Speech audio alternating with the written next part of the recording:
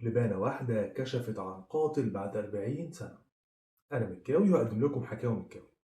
سنة 2024 3 ستات خبطوا على باب راجل اسمه ميتشل جاف، عايش في ولاية واشنطن بأمريكا، بحجة يعملوا دعاية لشركة لبانة. خلوه يجرب نكهات مختلفة. بعد ما جرب بصق اللبانة بشكل عادي جدا، لكن اللي ما كانش عادي إن الثلاث ستات هم في الأصل محققين، واللبانة كانت الدليل اللي هم محتاجينه.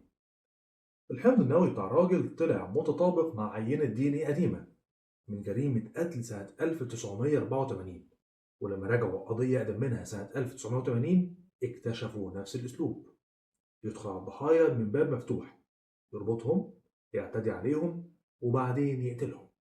وفي مرة حاول يحرق المكان بالكامل عشان يخفي أي دليل. التشابه الكبير بين طريقة التنفيذ خلى المحققين يربطوا بين القضيتين، ومع تحليل الدي ان ايه اتأكد كل شيء.